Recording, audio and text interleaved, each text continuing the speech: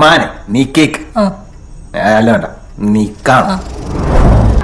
സകൃതകൃതാവായ നാട്ടുകാരെ ശ്രദ്ധിക്കുക, കലാപരിപാടികൾ തുടങ്ങാൻ ആരംഭിക്കാൻ.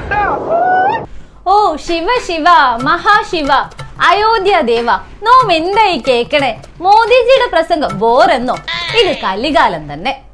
ആളെ വേണ്ടത്ര പരിചയമില്ലാന്ന് തോന്നുന്നു.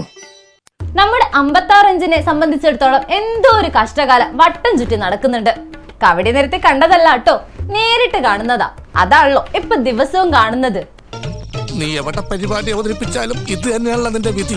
ആദ്യമായിട്ടായിരിക്കും പൊടിപ്പും തൊങ്ങലുള്ള അങ്ങേരുടെ പ്രസംഗം പെണ്ണൊരുത്തിങ്ങനെ വലിച്ചു കീറുന്നത്. അതും ഒരു കന്നിക്കാരുടെ വക. പോരെ പുകില്. അതുകൊണ്ട് അരിശം തീരാത്തവനാപുരിയുടെ ചുറ്റും മണ്ടി നടന്നു. മോദിജിക്ക് എങ്ങനെ അരിശം വരാതിരിക്കും? മോദി ഭക്തർ ഇതെങ്ങനെ സഹിക്കും? ഇതെല്ലാം അനുഭവിച്ച് ഞെട്ടി നടുങ്ങിയ മോദി ഭക്തർ നെഞ്ചത്തടിച്ച് വാവിട്ട് കരയുന്നതല്ല നമ്മൾ കാണുമല്ലേ. ഇനി എന്തെങ്കിലും കടുങ്കൈ ചെയ്യുമെന്നോ എന്റെ പേടി. പാവ മോദി എന്ന് മനസ്സിൽ തോന്നിയപ്പോ തീർന്നില്ല പൂരം. ആരെയും കൂസാത്ത പ്രധാനമന്ത്രിക്ക് മറ്റൊരു പാഠം കൂടി. സ്വന്തം പാർട്ടിക്കാരിൽ നിന്ന് തന്നെ, അതും മുതിർന്ന നേതാക്കളിൽ നിന്നും. 3 വരി വിപ്പുണ്ടായിട്ടും അതിന് പുല്ല് വില കൽപ്പിച്ചല്ലേ മുൻ പാർട്ടി പ്രസിഡന്റും കേന്ദ്രമന്ത്രിയുമായ നിതിൻ ഗഡ്കരിയും 19 എംപിമാരും മോദിജിയുടെ സ്വപ്ന പദ്ധതിയായ ഒരു ദേശം ഒരു ഇലക്ഷന് തുരങ്കം വെച്ചത്. എടുത്തോ പിടിച്ചോ എന്ന് പറഞ്ഞിട്ട് ഒന്നും ചെയ്യരുത്. എല്ലാ വൈരാഗ്യങ്ങളും ചതികളും വഞ്ചനകളും ഉള്ളിൽ അങ്ങനെ ഒതുക്കി വെക്കണം. എന്നിട്ട് സമയം നോക്കി അതിൽ ഓരോന്നായി പ്രയോഗിക്കണം. ആർക്കും ഇപ്പൊ അതിനെ കുറിച്ച് ഒരു മിണ്ടാട്ടോ ഇല്ല. അല്ല, മിണ്ടിയിട്ട് ഒരു കാര്യമില്ലല്ലോ.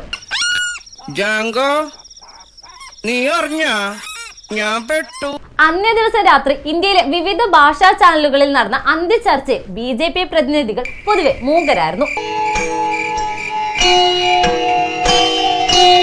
കോൺഗ്രസിനെയും പണ്ഡിറ്റ് ജവഹർലാൽ നെഹ്റുവിനെയും ഇന്ദിരാഗാന്ധിയും സോണിയയും ഒപ്പം ഗഡ്കരിയും കൂട്ടരും ഒപ്പിച്ച 8ന്റെ പണിക്ക് കുറ്റം പറയാൻ ഒക്കില്ലല്ലോ.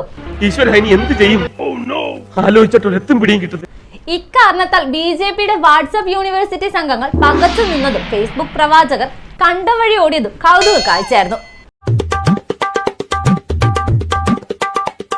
കള്ളൻ ചക്കയിട്ടു. ആരും കണ്ട മിണ്ടണ്ട.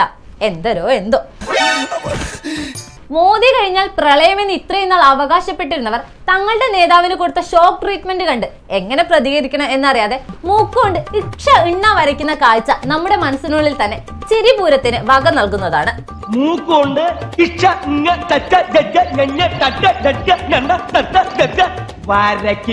സഹതപിക്കല്ലാതെ എന്താ ഒരു നിവർത്തി? ശംഭോ മഹാദേവ. ഇക്കഴിഞ്ഞ വ്യാഴാഴ്ച നമ്മുടെ പാർലമെന്റിൽ നടന്നത് അറിഞ്ഞില്ലേ? മുകേഷ് രാജ്പുത്തിന്റെയും MP പ്രതാപ് ചന്ദ്ര സാരംഗിയുടെയും നിലവിളി കേട്ട് ഓടി നടന്നവർ മൂക്കത്ത് വിരൽ വെച്ചു. രാഹുലിനെ പിച്ചി, രാഹുലിനെ മാന്തി, ഞാൻ പറഞ്ഞു കൊടുക്കും നോയിക്കോ എന്ന നഴ്സറി കുട്ടികളുടെ കുറുമ്പ്. പാവം നമ്മുടെ BJP MPമാർ നാടകം കലക്കി. തൊടുത്തുവിട്ട വിവാദങ്ങൾക്കും അഴിമതി ആരോപണങ്ങൾക്കും ശമനം വേണമെങ്കിൽ ഇത്തരം വെള്ളരി നാടകങ്ങൾ കൊണ്ടേ പറ്റൂ. അല്ലെങ്കിൽ തന്നെ ഈ നാട്ടില് ആവശ്യത്തിന് പ്രശ്നങ്ങളും കുഴപ്പങ്ങളും ഒക്കെ ഉണ്ട്. അതിന്റെ ഇടയിൽ കൂടെ നിന്റെ ഒരു കഥാപ്രസംഗം പറഞ്ഞിട്ട് ഈ നാട്ടിൽ ഒരു പുതിയ പ്രശ്നം ഉണ്ടാക്കണ്ട. മോദിജി നമ്മുടെ പിണറായിയിൽ നിന്ന് ഒരു പാഠം ഉൾക്കൊള്ളുമോ എന്നാണ് നോക്കിക്കൊണ്ടിരിക്കുന്നത്. സാധാരണ ഇലക്ഷൻ സമയത്ത് അത് പാർലമെന്റിലേക്കോ ലോക്സഭയിലേക്കോ ആകട്ടെ, ദൈവത്തിനെ നേരിൽ കണ്ടിട്ടുള്ള ഈ നേതാവും MPമാരെയും MLAമാരെയും നിഷ്ഠൂരം അരിഞ്ഞു വീഴ്ത്തുന്നതാണ് നമ്മുടെ മുന്നിലുള്ള ചരിത്രം. തന്റെ അജയ ശക്തി വീണ്ടും തെളിയിക്കാനായി പാർട്ടിക്കുള്ളിൽ തന്നെ ഒരു വെട്ടി നിർത്തൽ നടത്താനായി കമാൻഡോകളെ ഇറക്കുമോ എന്നാണ് നോക്കിക്കൊണ്ടിരിക്കുന്നത്.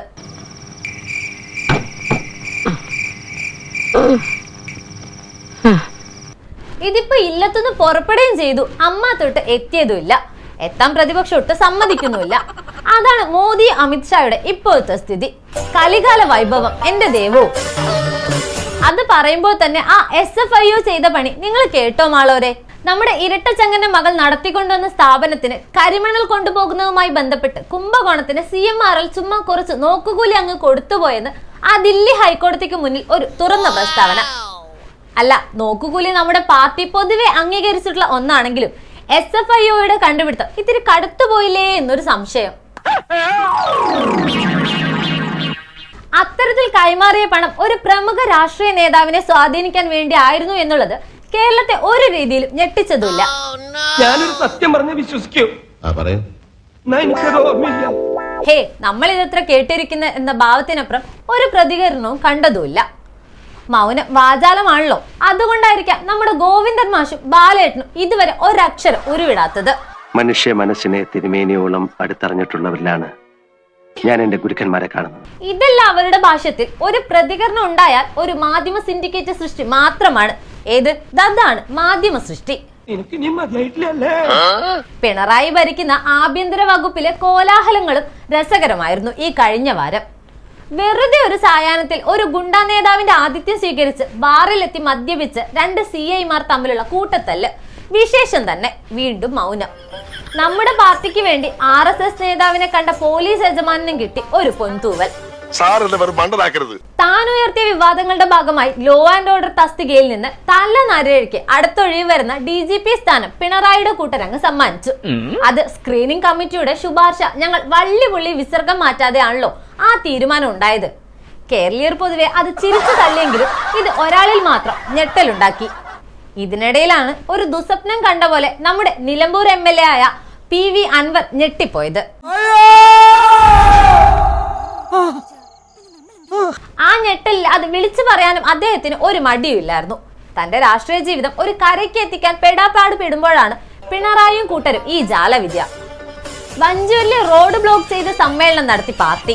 കൊരങ്ങ് പാമ്പിനെ പിടിച്ച പോലെ കോടതി വിധിക്ക് വേണ്ടി കാത്തു നിൽക്കുന്നതിനിടയിലാണ് നമ്മുടെ ബഹുമാന്യനായ A. വിജയരാഘവൻ കുന്നംകുളം ഏരിയ സമ്മേളനത്തിൽ ഒരു ലെഡ് പൊട്ടിച്ചത്. എന്തൊരു ട്രാഫിക് ജാം! അല്ലെങ്കിൽ ഇവിടെ ട്രാഫിക് ജാം ഉണ്ടാവില്ലേ? ഇപ്പൊ ഇന്ന് ഇവിടെ ഒരു ട്രാഫിക് ജാം ഉണ്ട് നമ്മളെ പൊതുയോഗത്തിൽ നിന്ന്. 10 കാർ പോകാൻ എത്ര സ്ഥലം വേണമെന്ന് ആലോചിക്കേ. എന്തിനും നിനക്ക് പറയാനൊരു സമാധാനം ഉണ്ടല്ലോ. അത് ആരും പറയുന്നില്ല. ഇവരെല്ലാരും കൂടി കാർ പോകേണ്ട കാര്യമുണ്ട്, നടന്നു പോയപ്പോരും. ഇവരെല്ലാരും കൂടി കാർ പോകേണ്ട കാര്യമുണ്ട്, നടന്നു പോയപ്പോരും.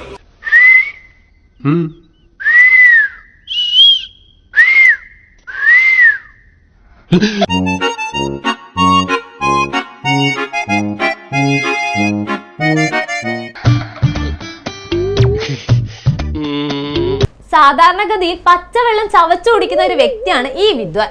ഒരു പ്ലെയിനിലോ ഒരു ട്രെയിനിലോ കാറിലോ എന്തിന് ഒരു സൈക്കിളിൽ പോലും കയറാത്ത വ്യക്തി.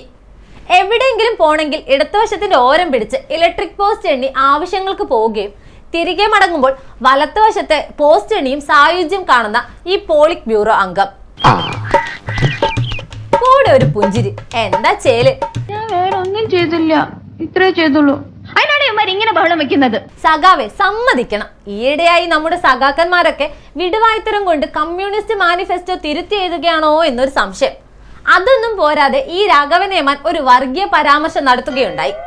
രാഹുലിനും പ്രിയങ്കയ്ക്കും ജമാഅത്ത് ഇസ്ലാമിയുടെയും SDPIയുടെയും വോട്ടുകൾ കൊണ്ടാണ് ഇരുവരും വയനാട്ടിൽ ജയിച്ചതെന്ന്. 2019 രമ്യ ഹരിദാസിനെതിരെ നടത്തിയ പരാക്രമങ്ങളിൽ നിന്ന് ഒരു പാഠവും ഈ സഖാവ് പഠിച്ചിട്ടില്ലെന്ന് വ്യക്തം. പോരാത്തതിന് ദാ വരുന്നു അടുത്ത കൂട്ടർ. നല്ലേപ്പിള്ളി ഗവൺമെന്റ് UP സ്കൂളിൽ ക്രിസ്മസ് ആഘോഷം നടത്തിയതിന് അധ്യാപകരെയും കുട്ടികളെയും ഭീഷണിപ്പെടുത്തിക്കൊണ്ടായിരുന്നു ഇവരുടെ കലാപരിപാടികൾ. ഇത് രണ്ടും കൂട്ടി വായിച്ചാൽ ഇവർ തമ്മിലുള്ള ഒരു അന്തർധാര എങ്ങനെയാണെന്ന് മനസ്സിലായി കാണുമല്ലോ. എന്ത് മൂടത്തരം കേട്ടാലും കമ്മാന്നൊരക്ഷരം ശബ്ദിക്കാത്തവരാ അണികളിൽ 99%. അല്ല, കേരളീയർ പൊതുവെ ഇത്തരം കാര്യങ്ങളിൽ നിശ്ചലരാണ്. കോടതി വിധി വരട്ടെ വിരണ്ടോടുന്നത് കാണാം. ഒരു ഓർഡർ അമ്മാവ ആളറിയെന്ന സ്റ്റൈലിൽ. മറന്നു, നമ്മുടെ വയനാട് ദുരന്ത മേഖലയിൽ ധനമന്ത്രിയുടെ സമാശ്വസിപ്പിക്കലും ഉണ്ടായിട്ടോ. മറ്റൊന്നുമല്ല, ഇടിവെട്ടിയവനെ പാമ്പ് കടിച്ച പോലെ ദാ വരുന്നു നോട്ടീസ് KSFE വക. തെറ്റിയ EMI ഉടൻ അടയ്ക്കണമെന്ന്. കേന്ദ്രവും കൊടുക്കില്ല, കേരളത്തിന്റെ ഖജനാവിൽ ഒരു ഗതിയും പരഗതിയും ഇല്ല.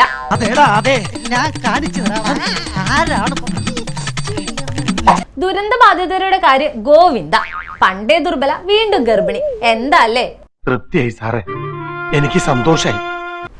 എന്താ അത്? അപ്പൊ നിങ്ങ പറഞ്ഞു വരുന്നത് നമ്മ സൈഡ് പോസിറ്റീവ് ഒന്നുമില്ല എന്നല്ലേ? നമ്മുടെ CPI മന്ത്രിമാരിൽ ചിലരൊക്കെ ചില കാര്യങ്ങളിലെങ്കിലും വ്യത്യസ്തമായി വ്യതിചലിക്കുന്നവരാണ്. അതാണ് സാർ മാന്യത. കഴിഞ്ഞ ദിവസം K. രാജൻ മുൻകൈയെടുത്ത് വയനാട്ടിലെ ശ്രുതിക്ക് റവന്യൂ ഡിപ്പാർട്ട്മെന്റിൽ ജോലി കൊടുക്കുകയുണ്ടായല്ലോ. നമ്മുടെ കൃഷിമന്ത്രി P. പ്രസാദ് ആണെങ്കിലും ഒട്ടും കൂസാതെ പാവപ്പെട്ടവന്റെ പിച്ചച്ചട്ടിയിൽ കൈയിട്ട് വാരിയ 6 കൃഷിവകുപ്പ് ഉദ്യോഗസ്ഥരെ ടപ്പേന്ന് അങ്ങ് തട്ടി. ആശാമാരിപ്പോ സസ്പെൻഷനില്ല.